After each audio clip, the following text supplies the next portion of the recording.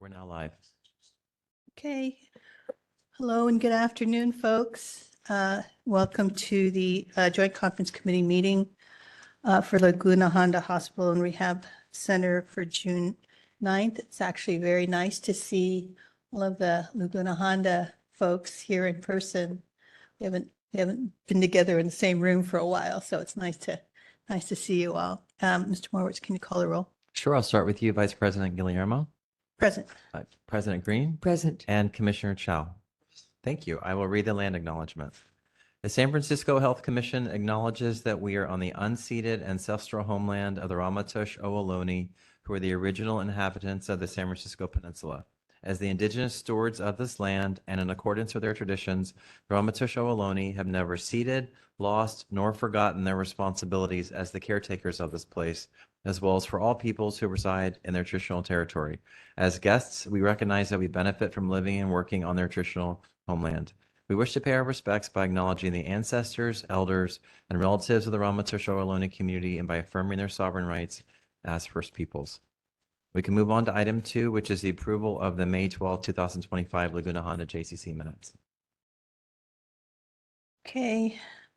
They weren't in the packet, but I'm sorry? well, I don't have them in my, Oh, yeah. Huh? Oh. Yeah, they were emailed, but they're not here. Present. In any case, the committee members have had a chance to review the minutes. Right, I'll move, Yeah. acceptance. Second.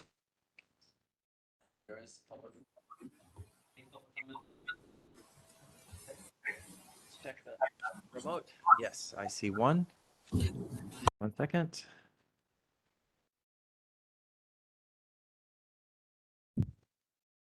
Mr. Minachino, are you ready? Yes, Okay, your time begins now. thank you. It's Patrick Monetshaw, Code BB. Today's minutes of the LHH JCC's May 12, 2025 meeting report that during public comment on May 12, 2025, I noted Mercy Housing's May 12, 2025 project update presentation didn't mention that Mercy's April 21, 2025 project review meeting with the planning department had presented revised schematic drawings. That changed the circular housing project's 6-story buildings, designed to match the 6-story scale of LHH's adjacent hospital, to a 7-story rectilinear building. The 7 stories will overpower LHH's front entrance. LHH's front entrance has, all along, been a key concern of Commissioner Chow.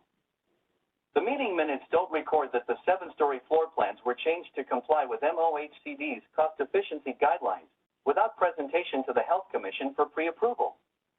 The switchback stairs and ramp, up the 14-foot elevation change of the steep hill on the south side of the housing, adjacent to parking next to the pavilion building's new entrance to LHH, may be eliminated due to high costs and likelihood that seniors would not use it as a shortcut to the housing's west side front entrance. Why haven't those changes been presented to the LHH JCC yet and reported in meeting minutes?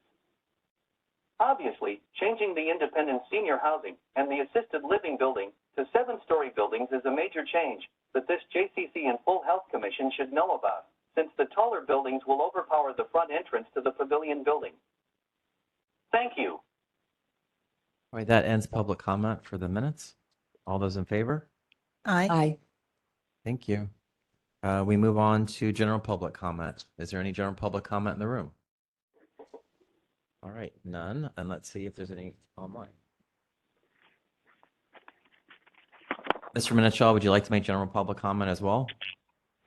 No, I forgot to lower my. All right, thank you. There is no general public comment today, so the comment period is ended. We can move on to item 4, the executive team report.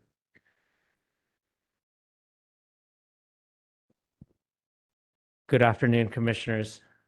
It's a pleasure and an honor to represent our executive team at Laguna Honda for the executive report. Laguna Honda celebrated Nurses Week with an in-person celebration on Thursday, May 8th, 2025. It was an honor to celebrate the remarkable team of Laguna Honda nurses at the joyous event. From our nurses who work directly on the units with residents to our nurses who improve quality, safety, and care experience, nurses are the very foundation of Laguna Honda. We could not be prouder of the team. On May 29th, Thursday, 2025, Laguna Honda had the Day of Wellness for all staff. This event invited staff to feel their minds, bodies, and souls with activities ranging from yoga, line dancing, massage station, and sound bowl. Laguna Honda also welcomed 3 new baby goats to the therapeutic farm. Our farm is and remains an important part of enriching our residents' lives. We also received the CMS 2567 plan of correction on May 15th, 2025. All activities have been completed and the POC was submitted on May 27th, 2025. We received some feedback on June 3rd and the team made those corrections and submitted it back the same day. We will keep everyone informed and update once it's accepted. Laguna Honda is committed to recertifying the 120 beds that we were required to remove based on the Federal Centers for Medicare and Medicaid regulations. Laguna Honda has not received any updates from CMS yet, but we will continue to engage and communicate with our CMS partners. Lastly, renewal of admissions to Laguna Honda continued to go well, with the pace increasing to a total of 39 in May. We are consistently meeting our target of 7 to 10 admissions per week and are still on target to be at full census by December 31st, 2025. Thank you. Thank you for the report. Are there any public comments? Is there any public comment in the room on this item? All right, please come forward.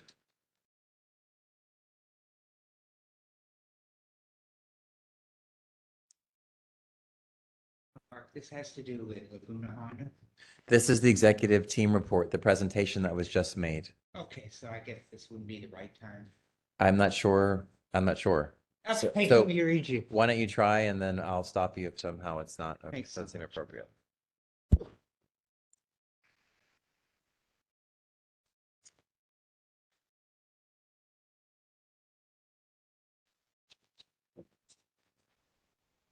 Commissioners, my name is Norman Degelman. I'm concerned about the number of remaining unused beds at Laguna Honda. Are people in need in San Francisco successfully finding their way to these beds, or are they being exiled to out-of-the-country nursing facilities? Thank you. All right, thank you. Anyone else in the room? All right, I see 2 hands remotely. Dr. Palmer, are you there? Oh, hi. Yeah, this is Dr. Palmer. Talking about the executive summary, there are currently 258 empty skilled nursing home beds, including the 120 beds that are still temporarily closed. And in the executive report, it says the beds will be filled by December 2025. But the actual monthly census increase is 20 or less a month if you add admissions but subtract deaths and discharges.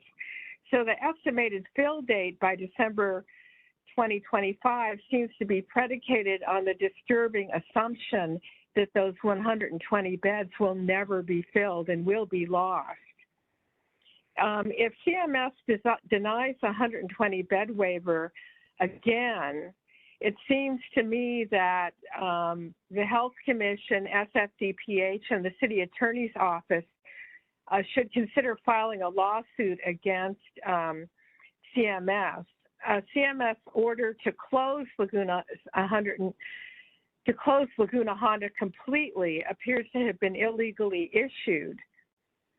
I mean, to close 120 beds appears to have been illegally issued since CMS never actually closed the facility due to the high death rate on an initial attempt to do so. So the facility was never closed. It always served patients, and those 120 beds should be grandfathered in as they were in 2010. And I think this is defensible in court. We want the city to adamantly defend those 120 beds, which is the equivalent of 3 small private nursing homes, given the per capita shortage of nursing home beds in San Francisco.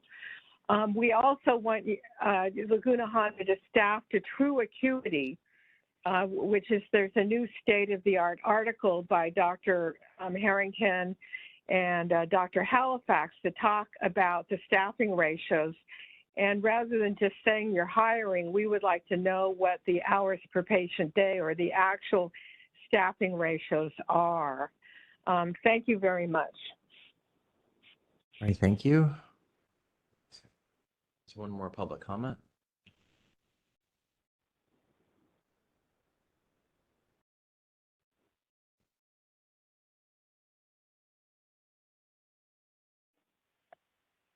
Mr. Manette-Shaw, are you there? Yes, are you displaying my chart? Oh, yes, hold on. I'll do that.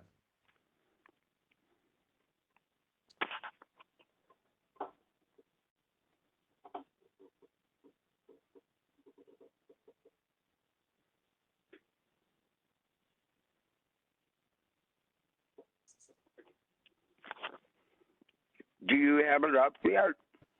I have it up. Should I start? Yes, you should start. Starting the All right, timer now. thank you. Thank you, Mark. As my overhead slide shows, the pace of admissions to Laguna Honda since admissions resumed remains dismally slow. As both Dr. Palmer and I have testified, it is not likely that LHH will return to a full census of 769 SNF beds by December 2025, unless Mr. Sadu and Dr. Lam are excluding LHH's 120 beds that have not yet been restored by CMS. If their calculation is based on LHH having only 649 SNF beds rather than 769 SNF beds, the LHH JCC should be told that's what the calculations are being based on. The top chart in my slide shows the referrals for admissions report LHH presented today asserts there has been 226 admissions to LHH since admissions resumed last July. But LHH's slide doesn't factor in that there has been a net loss of 100 patients due to attrition, patient deaths, and planned and unplanned discharges. That leaves just 126 net admissions over the past 10 months for an average of 12.6 admissions monthly. At that pace of admissions, given that there are currently 258 empty SNF beds, including the 120 beds still temporarily closed, it will take 20.5 months at an average OG 12.6 net admissions monthly to return the hospital to a full 769 SNF bed census. Again, does this suggest the LHH JCC should instruct LHH not to lump patients merely accepted for admission into a single data statistic with the patients actually admitted? The accepted patients should only be reported once they are actually admitted. It's worrisome slide number 6 in the exec team update about the 120-bed waiver request. State CMS has not granted waivers in the past. If CMS denies the waiver request again, this LHH JCC, the Health Commission, SFDPH, and the City Attorney's Office must consider filing a lawsuit against CMS. After all, CMS's order to close LHH's 120 beds appears to have been illegally issued, since those beds were reportedly grandfathered and should never have been closed. San Francisco should set a precedent and sue CMS on behalf of similarly situated SNFs nationwide who may have applied for room waiver exemptions, but were denied their waiver requests. The longer the city waits to inquire vigorously about obtaining approval for LHH's waiver request, the more likely it may be that CMS's Dr. Mehmet Oz denies the request. Respectfully, the time to follow up about this is now. After all, the iron is steaming hot. San Francisco desperately needs to save those 120 beds, in part to stem the flow of massive out-of-county discharges to SNF facilities far away. Thank you. All right, that ends public comment for this item. Okay, thank you. Are there any questions or comments from members of the committee? Yes, Commissioner Green. Yes, well, thank you for the report. I wanted to follow up on the efforts being made to have other residents of San Francisco aware of the opportunity to come into Laguna.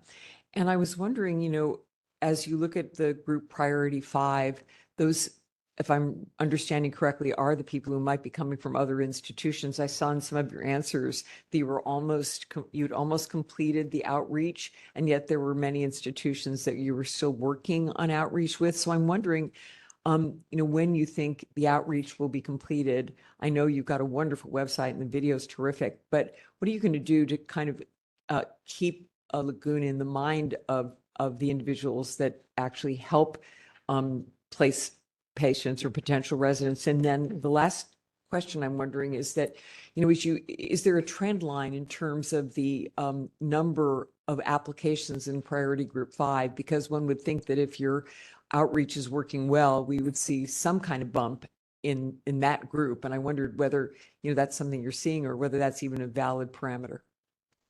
Yeah, thank you for your question, Commissioner Green. The Priority 5 outreach is underway. Actually, the outreach for all referrers in San Francisco has been underway for several months now. We anticipate that we will finish that by the end of this month in June. We have an additional handful of facilities that we actually have connected with, but have not agreed upon a date. We generally like to do this kind of outreach because that person-to-person interaction, being able to answer their questions, allows them to feel comfortable to refer patients to us. As far as your second question, the trend line for Priority 5, we can take a look at that and get back to you.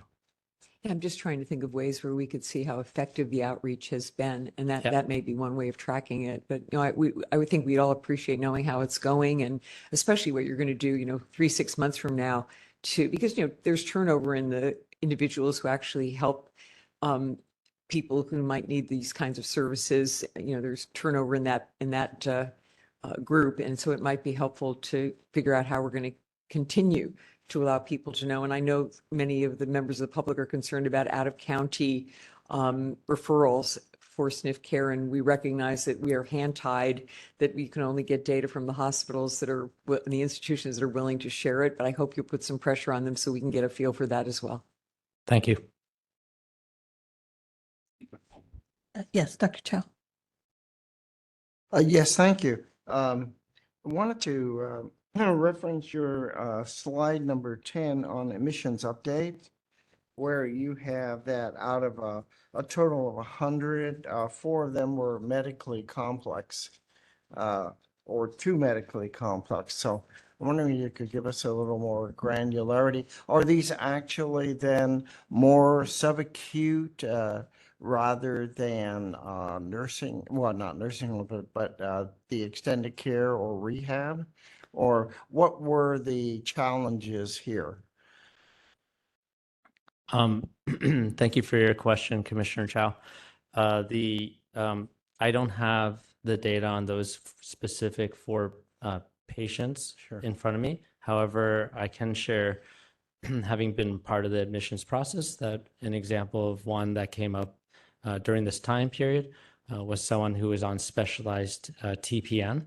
And given the current capabilities of our pharmacy, we were unable to accommodate. It was too complex for us to be able to.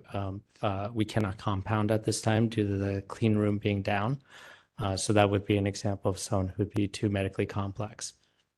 Yeah, I think it's helpful for the overall system to understand how much that we've had to turn down medically complex because it actually is of a level of subacute rather than at the Laguna level, so that then we can also then be judging the number of people that we are sending out of county, actually, since we don't have a subacute unit in the city. And I think that would be helpful to us. I think your illustration about the TPN is a good example, and perhaps that's one in which, if there are a number of those, maybe it's something about increasing the capacity of Laguna. So there's kind of 2 sides to this one, whether it's something that we could actually enhance and do, or 2, whether it really needs a different level that we don't have here in the city. and therefore a need that Laguna doesn't solve, but we need to solve. Thank you. Thank you. I just wanted to mention the first part of your report around the celebration of the nurses and then the wellness day, because I just think it's important that we continue to do what we can to maintain, high energy and motivation amongst all the staff, particularly the nurses who are, we're always trying to make sure that we are able to recruit, and retain that level of staffing and making sure, since they're responsible for so much of the quality issues that we're trying to make sure the standards are maintained. So I'm glad to see that there was that kind of a celebration. And then just a question on the Day of Wellness. It's the first time that you had that. Is that correct? The Day of Wellness? It's the first time, to my knowledge, that we have had this, and Jennifer, you going to answer? Thank you. And then just so curious as to how that was received and whether there were a lot of people who, the pictures showed that there was, good attendance, but, just a sense of whether this is the kind of thing that, really responds to the needs and the issues of sort of maintaining wellness in amongst the staff. Absolutely. I'm Jennifer Carton-Wade. I'm an assistant nursing home administrator. Having been at Laguna Honda for a while, we have had wellness fairs in the past. I believe the last one that we had was prior to COVID. So this was a very exciting time. We had one per each shift. So AM shift was able to get a little tea or coffee. In the middle of the day, they had line dancers and everybody was dancing. And then the PM shift, they had a lot of, I believe they had some soul food to go. So it was very well received. We were able to celebrate everyone. And this is something that the Care Experience team that's being led by Ami Fishman will continue to do. So understanding the importance of taking care of our staff so that they can help take care of our residents. So absolutely, and more to come. Great. Well, it's great to hear. And I'm glad that this is something that just seems to be sort of enthusiastically received. So, Yeah, no, everybody was very excited. It was fun. okay. And then in the next report, can we have the names of the goats? That's going to take a minute, but yes, hopefully I will push for July names of the goats. Yeah. Thank Yeah, you. sure. We can move on. Can we move on? All right, thank you, everyone. Item 5 is senior affordable housing at Laguna Honda Hospital campus update.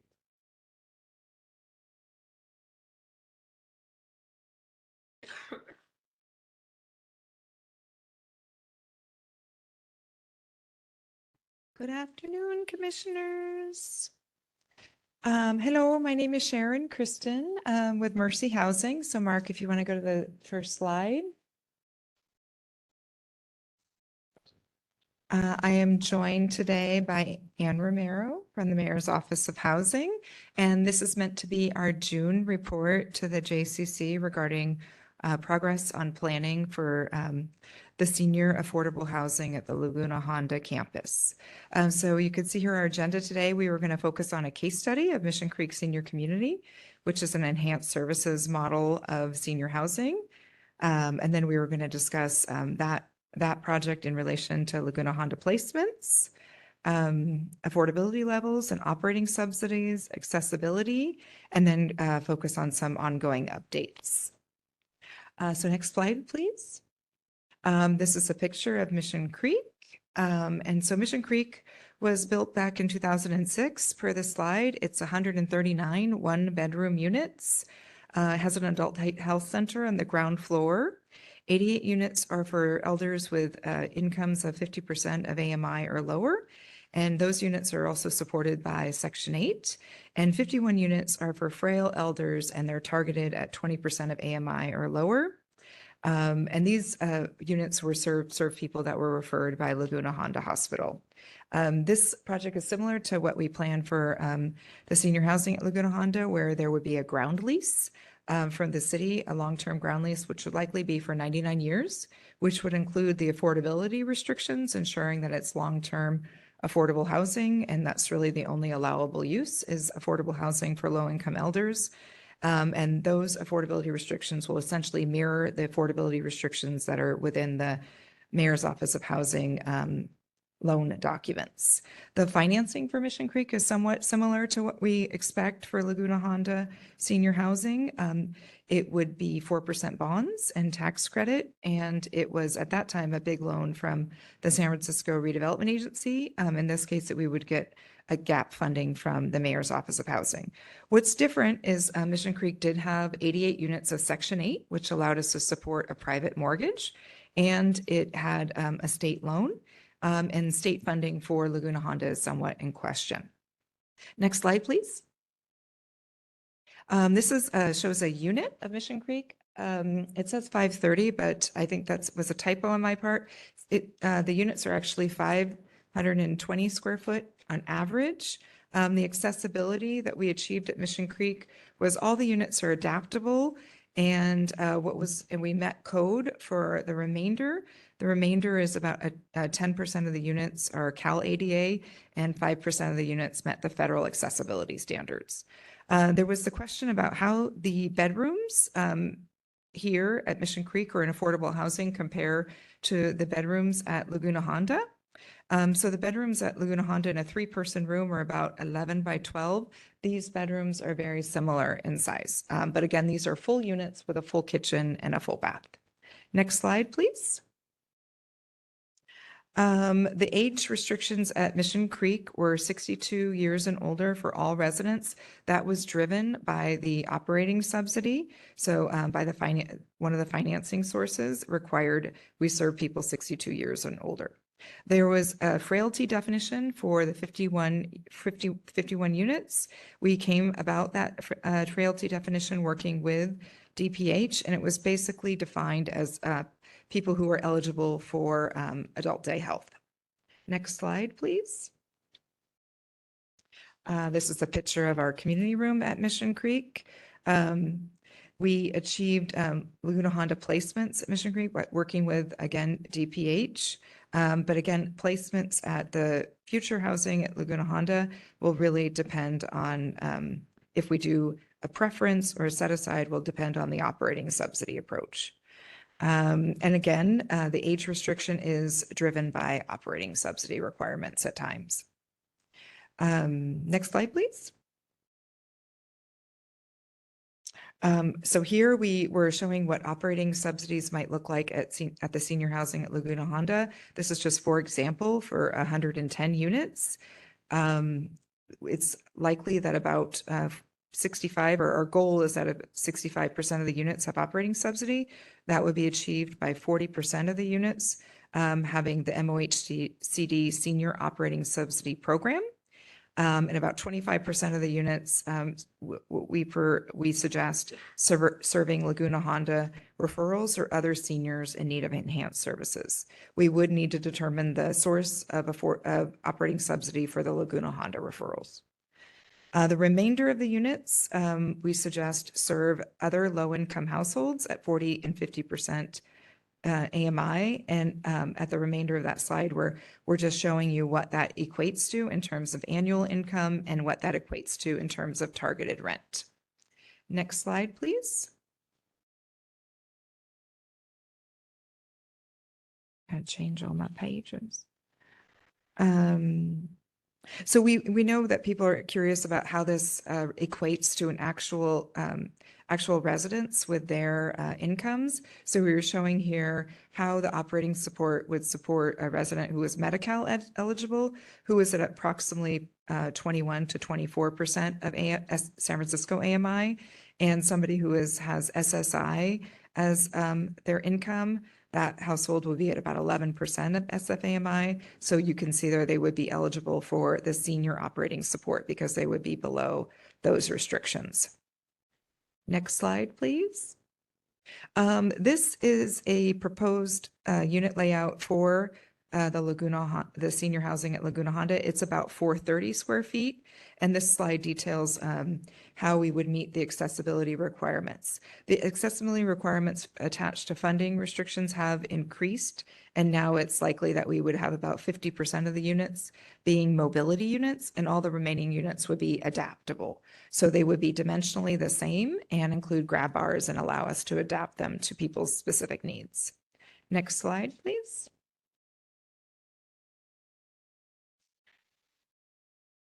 Ongoing updates, like mission, I think I got lost. On ongoing updates. We are still refining with the architects the total unit count and unit mix. So previous in the presentation, we suggested 110 units. This is just for example, because we're currently refining that. And we do plan to come back as soon as possible with an updated unit mix for phase one and a site plan for your review. Our site plans and our unit mix is somewhat being influenced by both federal policies, well, really not as much federal policies. There's been no significant changes, but we do not anticipate there be a state notice for funding available next year. So we are looking at possibly designing the building to allow to build it with just tax credits and city's loan funds. The tariffs, it's really not, hasn't been stable enough for us to anticipate tariffs at this time, but we are going to continue to look at how they're changing and incorporate them into our budget. Construction costs go along with tariffs. And for services updates, we have started our planning with the Health Management Associates. They are soon to start stakeholder meetings with Department of Public Health staff and other city agencies. Interesting findings so far is they're finding that most Medicaid eligible providers are in the Central Valley and Southern California, Medicaid eligible providers of assisted living. And there is really no difference in the payment standards statewide, which is somewhat influencing the concentration of facilities being in Fresno and south of Fresno. We'll continue to work to confirm the capital and services and unit count for a financially feasible, affordable assisted living, and hope to bring back some thoughts on that in the next meeting. So we'd love to hear additional questions, and we're here to answer those. And thank you for your previous questions. That's very helpful. Thank you. Is there public comment? I see two remotely. Is there any public comment in the room on this item? I can't see everyone with their hands. All right. I don't think so, but we've got two remotely.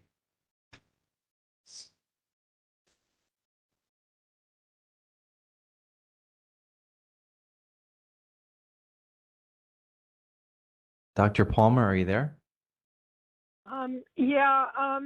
My main question is there any provision for couples in these plans? Because just because you're old and disabled doesn't mean you're not married, or there's not two people that want to be together that are old and disabled. Thank you. All right, thank you. Let's see. And there's one more.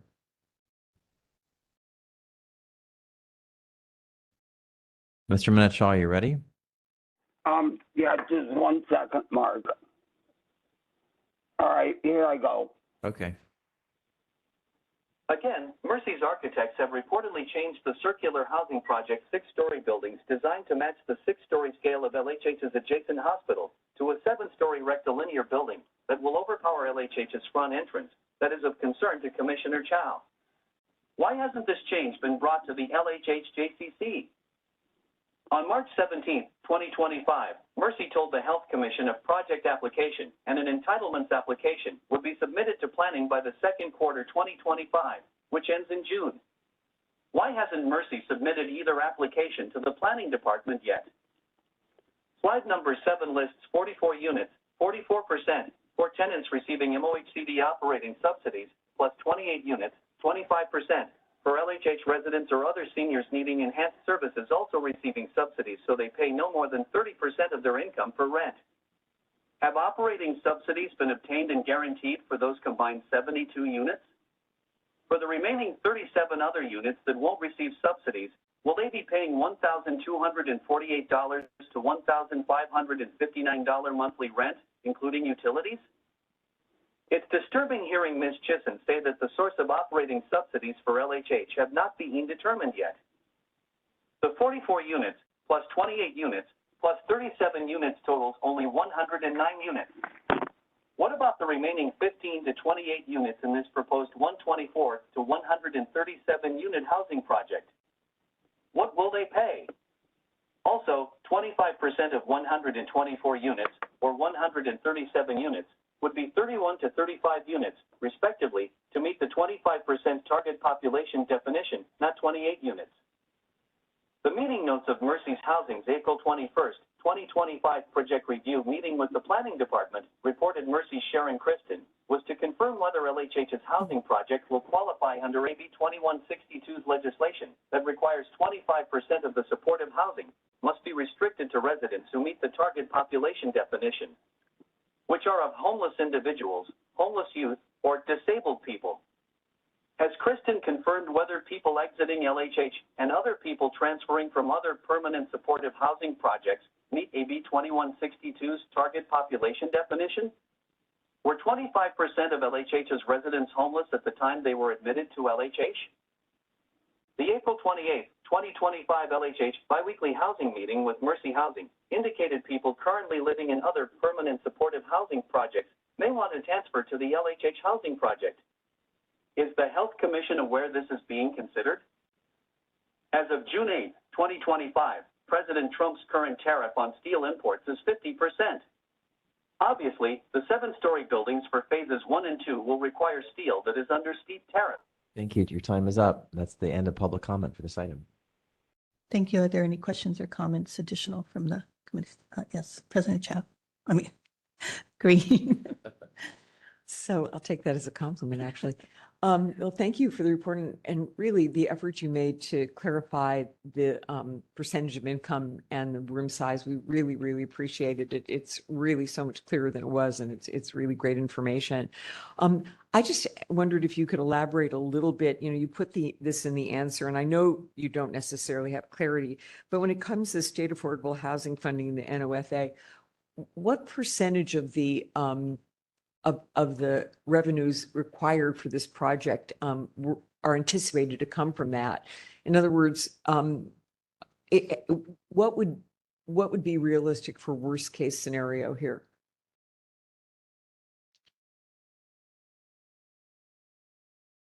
Sure. I think previously we were showing an estimated loan of about 25 million from the state. So the maximum loan from the state, I believe it was 35 in the most recent NOFA. And that when you ask for that maximum amount, it gets pretty uncompetitive. So I think we were showing about 25 million.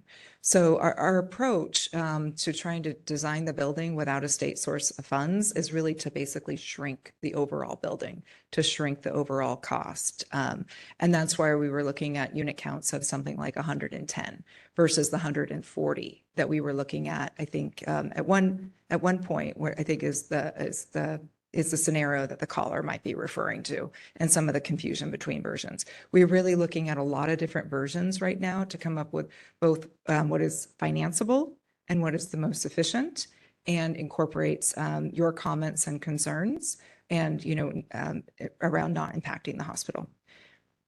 And I can respond to about couples. I meant to mention that as part of my presentation. Mission Creek was designed as 100% one bedrooms. It allowed us to serve couples.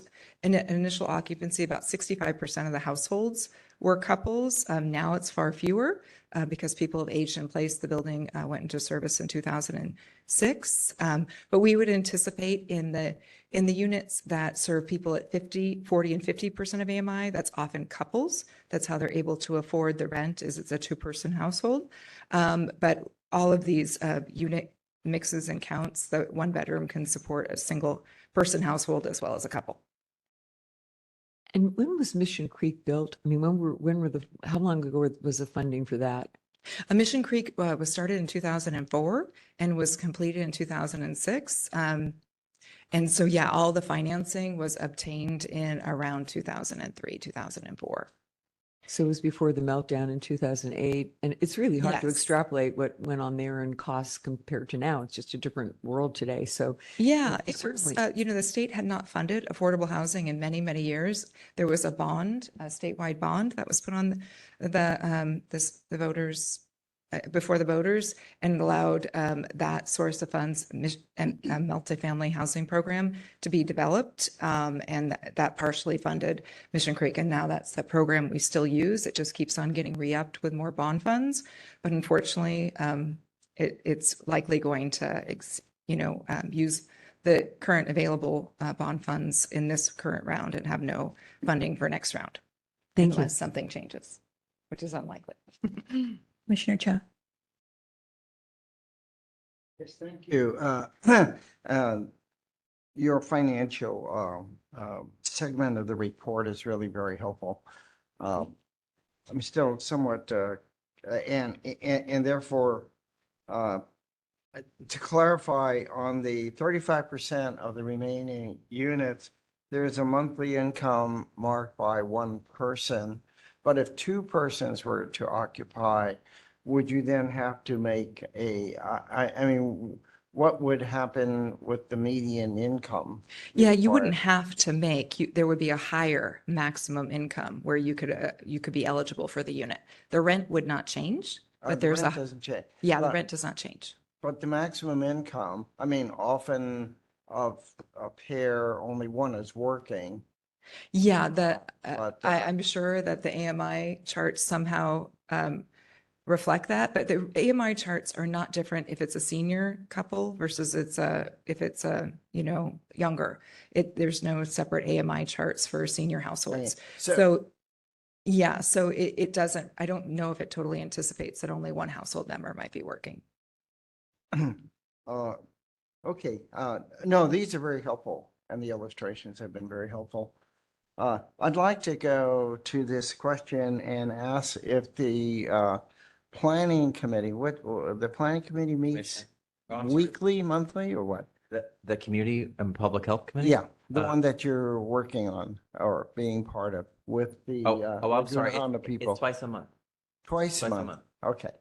So if you look at your last two pictures of your last two slides, particularly the last one, I guess the first thing I'd ask is this open lot what you're contemplating? Yeah, that's why we design? wanted to include it, is Yeah. that is this, we felt like this was a really good picture of the proposed site. Oh, okay, and that's helpful. And at the moment, what you showed us was a circular building.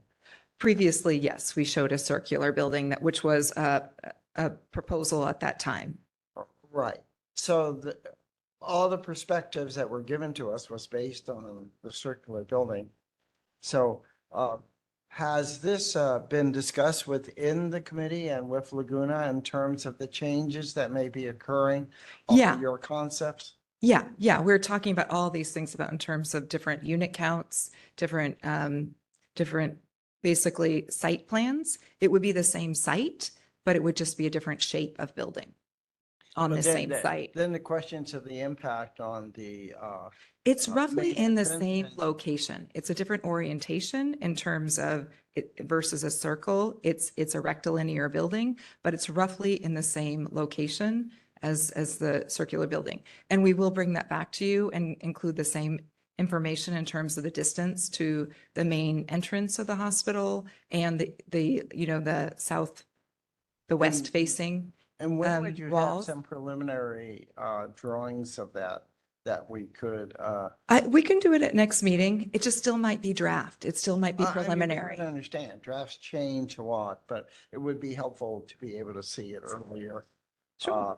Because you only actually have two more meetings before, according to your schedule, you want the commission, you would like us to be able to recommend to the commission by September. And that only talks about July and August if we have both of those meetings. So, Right.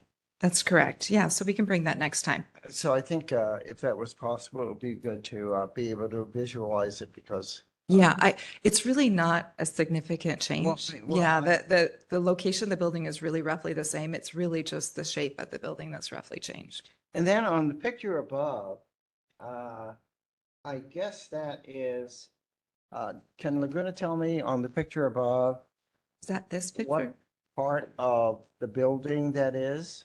Because I'm thinking it could actually be facing the outside. I don't know. Do you want to put it back? But Is I it would possible then to put ask, that back on the What's screen? the size of the building that we're talking about? Are you talking about this? I'm talking about, no, this we said was the site, and that is helpful to be able to see it from, that's the area. This is a picture of Mission Creek. This is a Oh, picture of the it's Mission courtyard at Creek. Mission Creek. Yeah. Okay, it's not, all right, because I was gonna say if it was, then we could look and see how your building was. Okay, so we will then ignore that. That was, although that was sort of a nice area. I couldn't quite picture, we haven't been up there for a while as to exactly where that was. I thought there was a nice little lounge area on the outside. But okay, I think if you could bring back, the concept that you're thinking of, after all, that's sort of part of what we have to actually be looking at too. Okay, that sounds great. We'll Okay, definitely bring that next week. And sooner would be better than just September suddenly. Oh, yeah, Say, and definitely. by the way, we've changed the building and it's now 10 stories high and it's gonna look like, No, I think what we were century- thinking is this is really not a significant change. It's really a change in the shape of the building. But, and just Commissioner, just for you all to know, we discussed this today and we keep in mind your concern about shadows and impact on the Right. building. And I bring that up at every time. And so I'm learning that, and if I may speak what I learned today, it's just that in these processes, draft designs continue to shift and change based on funding and other issues. But of course, you all will be brought the next iteration and we planned on doing that at the July meeting anyway. Well, that's why I think we're glad that you are part of the group. Well, I Thank you. just want to make sure that it's not forgotten, and it doesn't mean that you would have liked it maybe earlier, but hopefully in July, you'll see what you need to see and you can ask more questions. Okay. No, thank you very much. Thank you. I just had one more question on the slide with that picture of Of the building? Yeah, the Mission one Creek, that doesn't courtyard? exist. at Laguna Honda. Yeah, sorry, we didn't You, labels there. one of, right.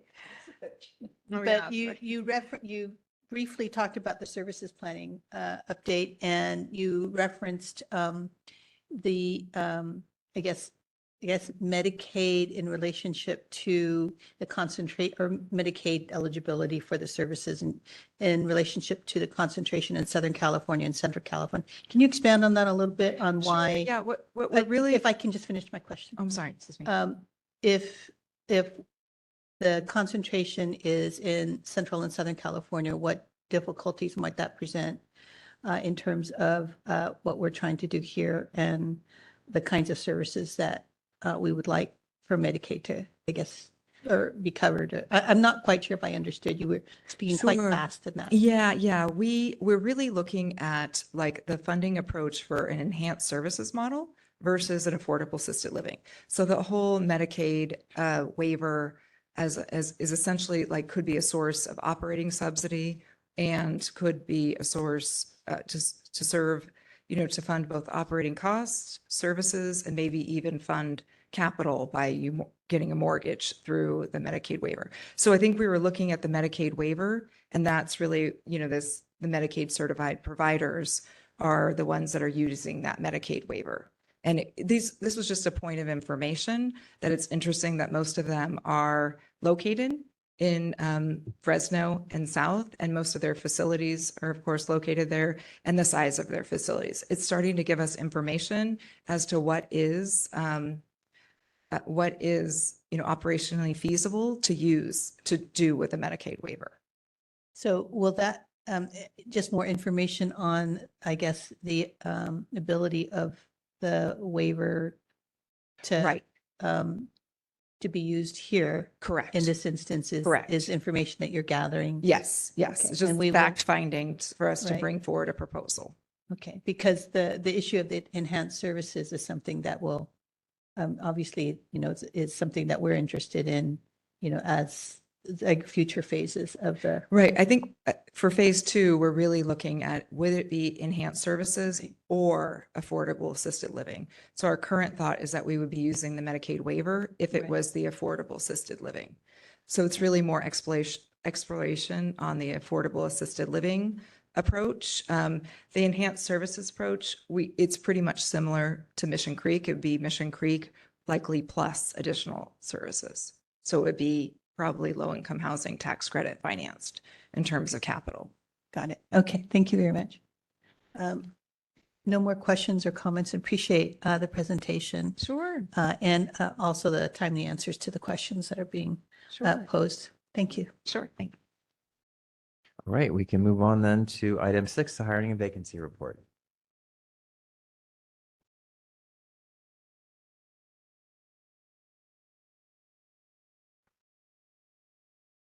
Afternoon, Commissioners. My name is Erica Thorson. I am the Director of Hiring and Selection with the Department of Public Health.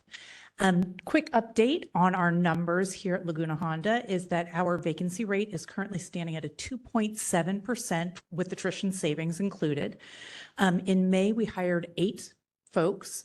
Of those 8, 4 were new hires, 3 were transfers, and 1 was a rehire. And we had 1 retirement in the month of May. The HR team continues to plan, or we continue to meet with executives to ensure that staffing needs are met and that we're hiring in a timely fashion. And lastly, as an HR perspective, not necessarily a hiring update, but we are working on our employee engagement survey.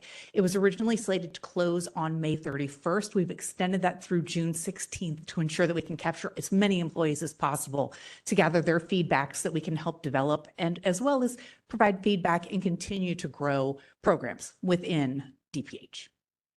Any questions I may be able to answer? Is there public comment? You see one hand. Is there any public comment in the room? I don't see any in the room. And let me get the remote. Mr. Minichal, do you have a comment on this item? I do, sir. Okay, get ready, go. All right. There are a couple of disturbing problems with today's vacancy report by FTE. First, throughout the 2 full years of decertification, these reports routinely provided a total line on the last page of the report, showing totals for budgeted FTE, utilized FTEs, currently filled, and vacant FTE positions across all of LHH's job classification codes. Why have these FTE vacancy reports now stopped including a total line? Presumably, given that each page of the report shows column headings, this report is likely produced in and maintained in Microsoft Excel, which has an easy auto calculation tool to provide the total and sum of numbers entered into each column at the push of a button. Why has reporting the column total stopped? I hereby volunteer to help train HR staff on this feature remotely over the phone.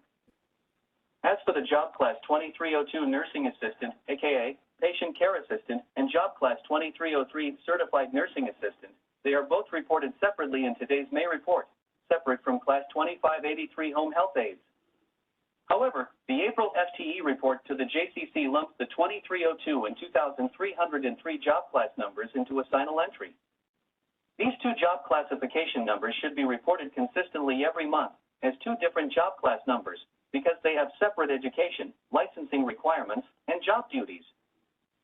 Today's report shows that both the Job Class 2302 Patient Care Assistant and Job Class 2312 Licensed Vocational Nurses classifications have 25% vacancy rates. Why does LHH still have recruiting and retention problems with these 2 nursing job classifications? Thank you. All right, that ends public comment for this item. Any questions from committee? I do have one. We were at 100% on the RNs just a few months ago, and now it looks like that trend is not. It's actually going in the opposite direction.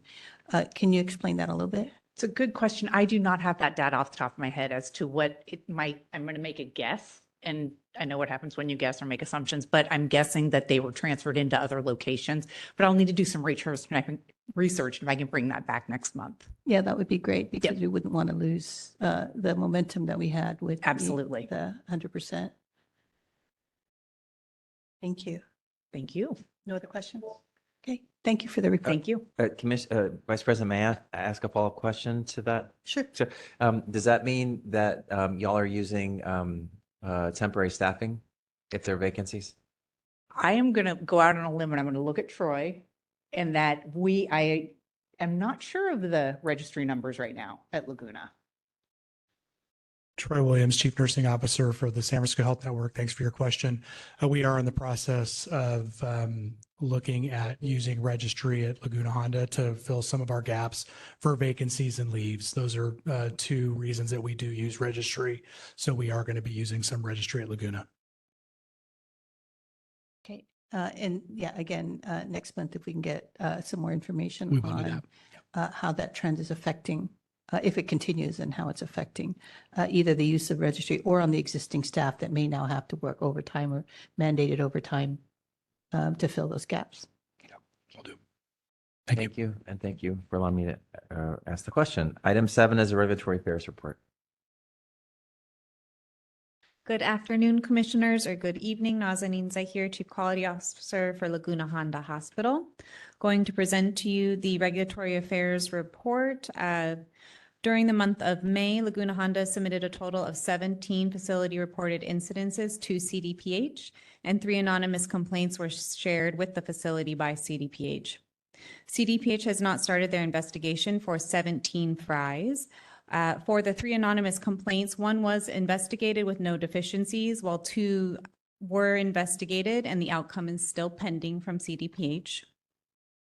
2 site visits occurred in May, 1 for fire life safety, the second certification survey, which also included an anonymous complaint that was reviewed. That's the one that was closed with no deficiency. The second site visit was for investigation of 2 remaining anonymous complaints. The facility received the official CMS 2567 Statement of Deficiencies for the Health Inspection Survey for the SNF, as well as for the Fire Life Safety Survey. The corresponding plans of corrections were submitted to CDPH for their review, and we are still waiting their clearance and approval.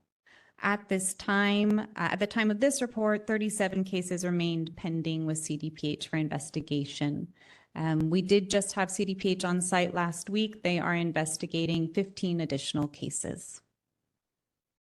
Okay, Happy thank to you. take any questions. Thank you, Naz. Is there public comment on this? Any public comment in the room? I don't see any, and I do see a hand remotely. Mr. Minetshaw, would you like to make a comment on this item? Yes, sir. All right, please begin. Thanks, Mr. Morwick. It's sad to see in today's Regulatory Affairs Report that LHH received 10 deficiencies during its second CDPH health inspection and certification survey. That may explain why LHH only received a 4-star rating from CMS on its health inspection score. This suggests it may not be long before LHH loses its overall CMS 5-star rating. That LHH received 2 scope and severity ratings of widespread F for FTAGs F801, qualified dietary staff, and F925, effective pest control programs, is worrisome because the widespread F ratings are just 1 step below actual harm that is not an immediate jeopardy. LHH shouldn't be receiving any widespread deficiencies. Obviously, LHH's residents deserve better pest control programs as well as qualified dietary staff. As for the 19 facility reported incidents LHH reported to CDPH in May 2025, it's disturbing there were 3 more major injury FRIs in May alone. LHH has racked up 10 major injuries in the first 6 months of 2025, already equal to the 10 major injuries for all of 2024. LHH has also had 3 unusual occurrences FRIs in the first 6 months of 2025, compared to 0 unusual occurrences in all of calendar year 2024. There have already been 2 potential privacy breaches in the first 6 months of 2025, compared to just 3 privacy breaches in all of calendar year 2024. There have been 5 disease outbreaks FRIs in the first 6 months of 2025, compared to 8 disease outbreaks for all of 2024. All of these facility-reported incidents are worrisome. But even more worrisome is the fact that this JCC and the full Health Commission have not raised any questions or discussion about whether the so-called Consistent Care at the Bedside Initiative, abbreviated CCBI, that had been such a major focus of corrective action milestones during LHH's 26-month decertification was continued and sustained as a program, as promised, following LHH's Medicare recertification in June 2024. It's time this Health Commission started asking questions about what happened to the CCBI initiative that was supposed to reduce these kind of facility-reported incidents before they spiral out of control again. Thank you. That ends public comment for this item. Any questions from members of the committee? No additional questions. Thank you for the report. We can move on. Thank you. All right. Item 8 is Laguna Honda Hospital policies. Wonderful. It is me again. I will present to you the policies and procedures for the facility. The facility is presenting 23 policies for review and consideration for approval. 6 facility policies are being recommended for revision, while 15 departmental policies are being recommended for revision as well. There are 2 departmental policies being recommended for deletion. Do you want to acknowledge, based on review and feedback, that departmental nursing policy D6 1.1 battery operated lift transfer? The policy statement 2 will be edited to emphasize on the number 2 requirement of nursing staff that is needed when utilizing the battery operated lift. Request for a recommendation to Health Commission for approval, please. Thank you, Naz. Public comment? Any comment in the room? I don't see any, and there is none remotely. Okay, any additional, I know, thank you for the answers to the numbers of questions on the policies and procedures. I don't know if the committee members have had a chance to fully review all of the answers, but if there are additional questions, now's the time. And commissioners, I've already received the revised policy, so you all will have them in your packets for when you have to move forward to approve them next week. Okay. Okay, if there are no additional comments or questions, we should entertain a motion to recommend approval to the full commission. So moved. Second. All those in favor? Aye. Aye. Okay, thank you. And I apologize. Should I have let you? I didn't mean to usurp your all those in favor. You're just making it more efficient. Mark. Okay. Item 9 is the consideration for closed session. Is there a move? Move to go into closed session. Second. Okay, all those in favor?